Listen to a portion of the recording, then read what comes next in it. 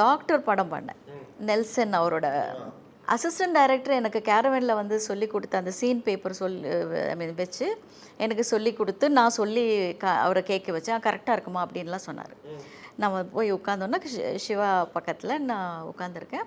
So okay ஒரு monitor பார்த்துடலாம் அப்படின்னாரு. அப்போ நான் வந்து மானிட்ரு என்ன நான் அங்கே கேரவனில் அசிஸ்டண்ட்டுக்கு சொல்லி காமிச்சேன்னா same thing I did.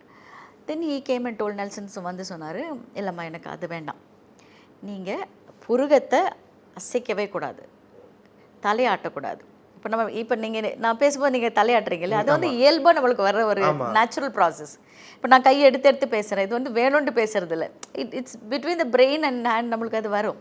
So E said no, நீங்கள் வந்து அசைவே கூடாது, ஸ்ட்ரிக்டாக அப்படி ஒரு ஒரு ஒரு புருகம், எனக்கு இந்த புருகமே எல்லாம் சிலது பேசும்போது புருகம் இப்படி வந்துடும் ஆட்டோமேட்டிக்காக, அது வரக்கூடாது. கண்ணு ரொம்ப சிமிட்டக்கூடாது, ரொம்ப ஸ்டெடியாக, எந்த ஒரு இதுவும் வேண்டாம், நீங்கள் பிளாங்காக பேசுங்கன்னாரு.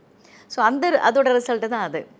ஸோ அவர் சொல்கிறத நம்ம எடுக்கிறதுக்கும் வி ஷுட் நோ. அதுதான் அந்த டப்பிங்லேருந்து எனக்கு ஹெல்ப்பாக வந்தது.